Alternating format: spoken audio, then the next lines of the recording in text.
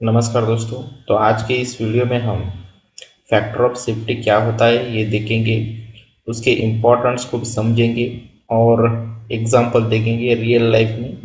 और product design में factor of safety कैसे रोल प्ले करता है वो भी हम इस वीडियो में डिस्कस करने वाले हैं। तो शुरू करते हैं और समझते हैं फैक्टर ऑफ सेफ्टी होता क्या है। तो देखो, फैक्टर ऑफ सेफ्टी एक तरह का मार्जिन होता है, सेफ्टी मार्जिन होता है जो रिस्क को जो है कम करता है। तो जनरली अगर देखोगे आप, ये जो पिक्चर है यहाँ पे आप देखो, ये टू व्हीलर जो है इस पे जनरली दो पर्सन बैठने को हमको कहा जाता है, लेकिन हमारी कंडीशन होती है कि कभी कभी तीन भी बैठ जाते हैं, चार बैठ जाते हैं। तो उस तरह से अनएक्सपेक्टेड जो लोड आ जाते हैं, तो डिजाइन तो टू के लिए कहा है और गाइडलाइंस भी दिया है कि दो ही बैठे, लेकिन तीन भी बैठते। अभी ये बस देखो, इस पे कितने सारे लोग बैठ, तो इसको बोलते हैं अनएक्सपेक्टेड लोड। ओके, तो ये कंसीडर किया जाता है जिसमें, तो इसको बोलते हैं हम मार्जिन। तो सेफ्टी मार्जिन कभी भी डिजाइन में दिया जाता है। कभी भी अनएक्सपेक्टेड लोड आ सकता है, जैसे कि अभी ये चेयर है, ये चेयर जनरली इस पे 80 केजी का आदमी बैठ सकता है, ऐसा मैंने एज्यूम किया। तो ये 80 किलो का वजन ले सकती है, लेकिन मुझे ये भी कंसिडर करना पड़ेगा कि कभी कभी इस पे एक आदमी बैठ सकता है, उस पे एक छोटा भी बच्चा भी ले सकता है, या इस पे कुछ अनएक्सपेक्टेड लोड भी आ सकते हैं। तो मैं क्या करूंगा, इसको 160 पे जो है इसको डिजाइन करूंगा, लेकिन मैं बोलूंगा 80 केजी का ही इस पे आदमी बैठे, ताकि जो है ये डिजाइन जो है ये सेफ रहे। ओके, लेकिन अगर मैं ये 80 केजी का मैं कंसिडर करके करूंगा और 80 केजी पे ही डिजाइन करूंगा ये पूरा स्ट्रक्चर या ये चेयर, तो इस पे क्या होगा, अगर 80 केजी का ही डिजाइन करोगा तो ये फेलियर के चांसेस ज़्यादा है, क्योंकि 80 केजी पे ही करेंगे, लेकिन कुछ अनसर्टेनिटीज होती है, जैसे कि मटेरियल जो है कुछ ड्यूरेशन के बाद जो है वो चेंजेस होते हैं और करोजन होते हैं, तो उससे क्या होता है मटेरियल प्रॉपर्टी जो है चेंज होती है। इन्वायरमेंटल कंडीशन की वजह से भी मटेरियल प्रॉपर्टी चेंज होती है, और दूसरे भी कई फैक्टर्स होते हैं। तो उसके हिसाब से अगर हम वर्किंग लोड और डिजाइन लोड जो है वो सेम अगर रखेंगे तो फेलियर के चांसेस ज़्यादा होते हैं। तो इसलिए क्या करते हैं, हम कभी भी सेफ्टी मार्जिन देते हैं ताकि जो है हमारा रिस्क जो है, फेलियर का रिस्क जो है वो कम हो। तो फैक्टर ऑफ सेफ्टी जो है ये एक तरह का रेशो है, यानी कि अगर आप देखोगे तो maximum load system can handle to the expected load.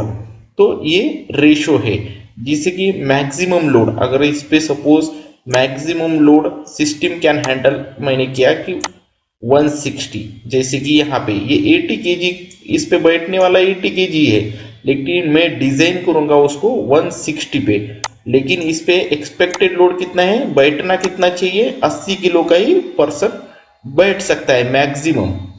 Okay, तो एक्सपेक्टेड 80 है, लेकिन मैंने डिजाइन किया 160 पे, तो इसका हो जाएगा फैक्टर ऑफ सेफ्टी 2। तो इस तरह से जो है हम सेफ्टी मार्जिन देते हैं।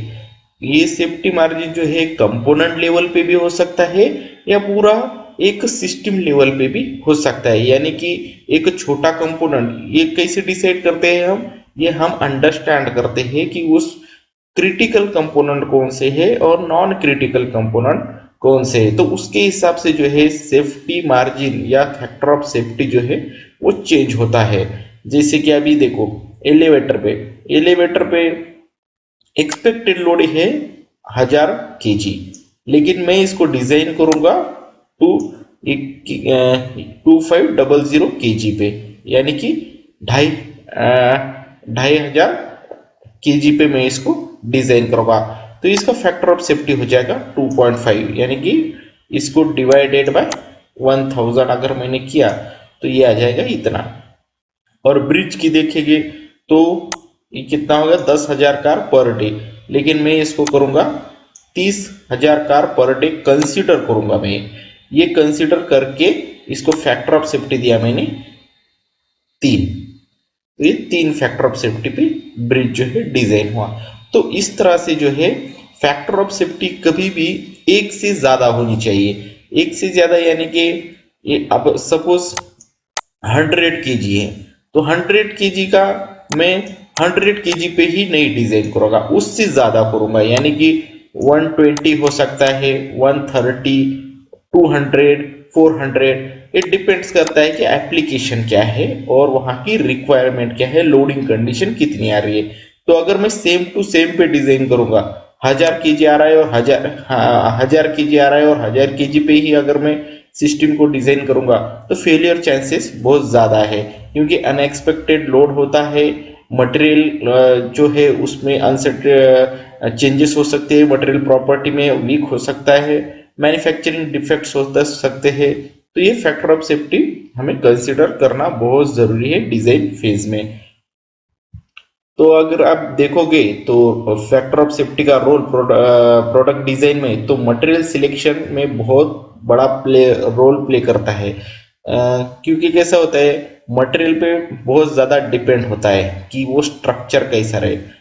अगर आप देखोगे एक ही प्रोडक्ट अलग अलग कंपनी का है, लेकिन हम क्या बोलते हैं ये कंपनी का प्रोडक्ट बहुत अच्छा है।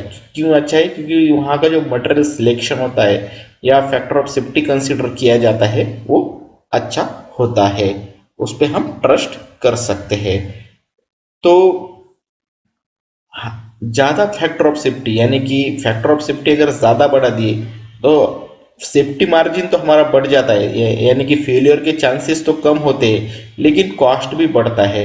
तो डिजाइन फेज में क्या करना पड़ता है, ये दोनों को बैलेंस करना पड़ता है। हम ऐसे रैंडमली फैक्टर ऑफ सेफ्टी ज़्यादा नहीं ले सकते, हमको आइडेंटिफाई करना पड़ता है कि कंपोनेंट लेवल पे भी आइडेंटिफाई करना पड़ता है और पूरा जो सिस्टम लेवल है। सपोज एक छोटा कंपोनेंट है उस पे, तो हमें रिक्वायरमेंट को समझना पड़ता है कि कौन से कंपोनेंट पे लोडिंग आ रहा है और कहाँ हमें फैक्टर ऑफ सेफ्टी उसको देना है।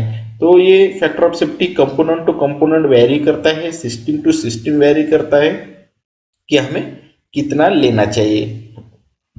उसके बाद में ही टेस्टिंग और सिमुलेशन। तो डिजाइन होने के बाद जनरली हम सिमुलेशन परफॉर्म करते हैं, उसको वर्चुअली चेक करते हैं डिजाइन को। तो उस टाइम पे जो है फैक्टर ऑफ सेफ्टी कंसिडर किया जाता है। सपोज उस पे 100 kg का एक्चुअल लोड, मतलब ये वर्किंग लोड जहाँ पे एक्चुअल 100 kg ही इस पे आने वाला है, लेकिन उसको हम टेस्ट करेंगे 200 kg, 300 kg पे हम चेक करेंगे, यानी फैक्टर ऑफ सेफ्टी उसको 2, 3, 5 या 1.5, ये डिपेंड करता है उस इन्वायरमेंटल कंडीशन को या सब कंडीशन को चेक करके अलग अलग कंपनी का फैक्टर ऑफ सेफ्टी अलग अलग रहता है। तो इंडस्ट्रियल स्टैंडर्ड यानी कि अलग अलग कंपनी जो है अलग अलग फैक्टर ऑफ सेफ्टी पे कंपोनेंट को चेक करती है। उसके बाद में एग्जाम्पल की बात करें तो हर एक सिस्टम जहाँ पे लोडिंग कंडीशन आता है और सेफ्टी रिक्वायरमेंट होता है, तो वहाँ पे हम फैक्टर ऑफ सेफ्टी कंसिडर करते हैं। तो इसके लिए पहले हमें अंडरस्टैंड करना पड़ता है कि क्रिटिकल कंपोनेंट कौन से है और नॉन क्रिटिकल कंपोनेंट कौन से है, मतलब जिस पे लोडिंग आ रहा है और जिस पे लोडिंग नहीं आ रहा है, और फेलियर के चांसेस कितने हैं उस सिस्टम के। तो ये अंडरस्टैंड करने के बाद जो है हम फैक्टर ऑफ सेफ्टी जो है देते हैं। तो उस लिफ्टिंग इक्विपमेंट्स हो गए, स्ट्रक्चरल डिजाइन हो गया, मटेरियल सिलेक्शन में, एयरक्राफ्ट डिजाइन में, एलिवेटर, प्रेशर वेसल्स, तो ये कुछ एग्जांपल है। लेकिन हर एक सिस्टम जहाँ पे वर्किंग होता है या लोडिंग कंडीशंस होती है, तो उसमें हम फैक्टर ऑफ सेफ्टी कंसिडर करना बहुत ज़रूरी है। तो factor influencing factor of safety, तो ये कुछ फैक्टर्स है जिससे कि मटेरियल प्रॉपर्टीज, तो material properties like ductile material की जो फैक्टर ऑफ सेफ्टी है वह जनरली हम कम देते हैं ब्रिटल मटेरियल के हिसाब से, क्योंकि वो जो है ब्रेकिंग होने से पहले थोड़ा जो है डिफॉर्म होता है ductile material compare to brittle. Brittle जो है डायरेक्टली ब्रेक होता है, लेकिन डक्टाइल जो है वो डिफॉर्म होता है, यानी कि वो बेंड हो जाता है या थोड़ा शेप चेंज होता है, लेकिन डायरेक्टली ब्रेक नहीं होता है। और लोडिंग कंडीशन हमको अंडरस्टैंड करनी पड़ती है, जैसे ये डायनामिक लोडिंग कंडीशन जिसमें वाइब्रेशंस है, और साइक्लिक लोडिंग कंडीशन जिसमें रिपीटेटिव स्ट्रेसेस है। तो उस टाइम पे जो है हम ज़्यादा फैक्टर ऑफ सेफ्टी देते हैं कंपेयर टू जो स्टैटिक है, जो मतलब जिसका मूवमेंट नहीं है, जगह पे ही है, तो उस जगह पे है तो उसको हम कम फैक्टर ऑफ सेफ्टी देते हैं। अगर रनिंग कंडीशन में है, डायनामिक लोडिंग कंडीशन में है, या साइक्लिक लोडिंग आ रही है उस पर, तो उसको हम ज़्यादा फैक्टर ऑफ सेफ्टी देते हैं। मैन्युफैक्चरिंग डिफेक्ट्स भी हो सकती है, उसके हिसाब से भी हमें फैक्टर ऑफ सेफ्टी थोड़ा बढ़ाना पड़ता है। और इन्वायरमेंटल कंडीशंस होते हैं जैसे कि टेम्परेचर, करोजन, ये क्या करते हैं इन्वायरमेंटल कंडीशन, इसमें मटेरियल का जो प्रॉपर्टी है वो चेंज होता है, कम होता है, तो उसके हिसाब से भी हमें वो भी फैक्टर कंसिडर करना होता है।